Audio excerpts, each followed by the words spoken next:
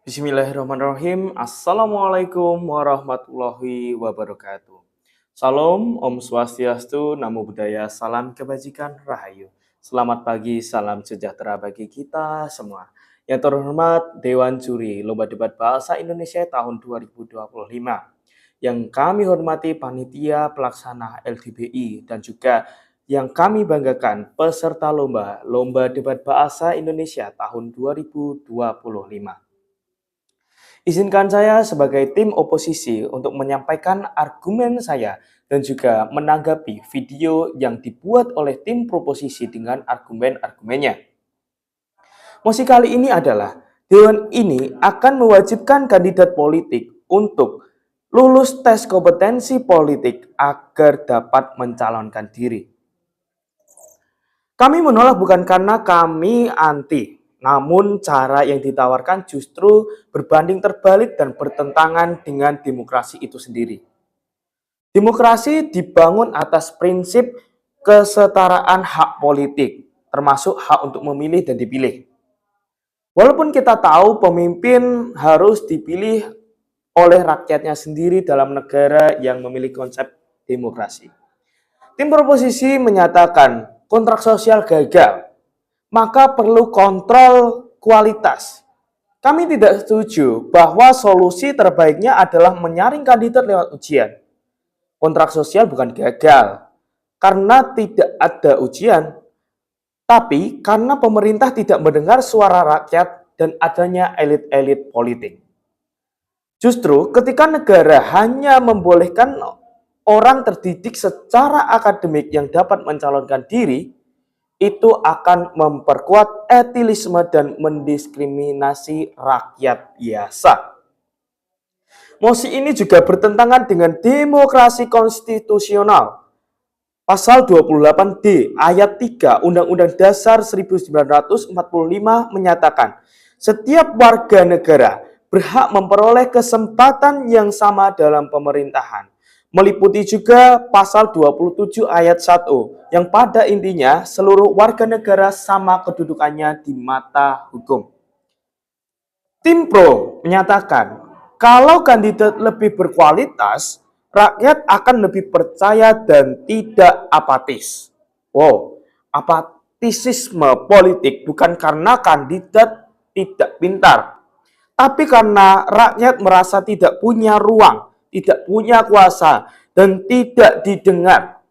Solusinya adalah membangun kembali, memberi rakyat akses seluas-luasnya untuk ikut serta dalam konsep hal tersebut, termasuk menjadi pemimpin bahkan.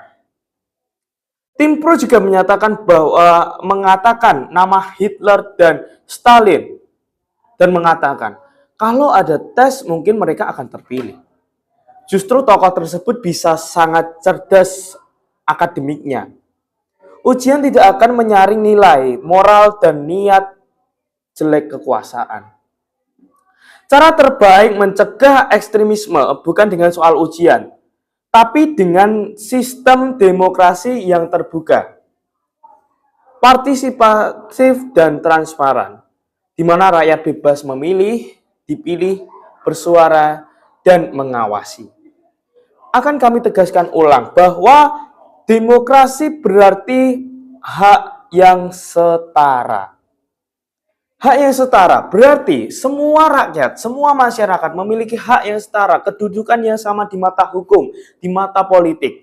Semuanya bisa mencalonkan dirinya, semuanya bisa menempati kedudukan yang sama atau menempati tempat yang sama, tidak dibatasi oleh ruang dan waktu.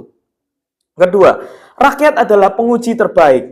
Rakyat sebagai pengawas, rakyat sebagai yang memilih, rakyat juga bisa dipilih. Siapa yang mengawasi pemerintahan? Siapa yang mengawasi suatu pemimpin? Ya pasti rakyatnya. Karena seperti kita tahu dalam demokrasi, rakyat juga bisa memilih dan juga bisa melengsarkan sebuah pemimpin jikalau dirasa perlu. Ketiga, tes bisa jadi alat represi. Alat represi, ya banyak celah di sana. Siapa yang membuat soal? Siapa yang mengkoreksi? Siapa yang memberikannya nilai? Siapapun itu pasti banyak celah di antara tes ujian tersebut. Kita tahu bahwa sebuah negara tidak semuanya orang-orangnya jujur. Oke? Kami di sini menolak bukan karena kami menolak kualitas, tapi kami percaya bahwa demokrasi tidak dibangun dengan soal ujian, tapi dengan kepercayaan dan keterlibatan rakyatnya sendiri. Oleh karena itu, kami menolak mosi. Dewan ini akan mewajibkan kandidat politik untuk lulus tes kompetensi politik agar dapat mencalonkan diri. Kami menolak sepenuhnya dan kami tidak setuju. Terima kasih, mungkin itu argumen dari kami. Saya mohon maaf bila ada kata maupun bicara yang salah. Wabillahi taufiq wal hidayah. Wassalamualaikum warahmatullahi wabarakatuh.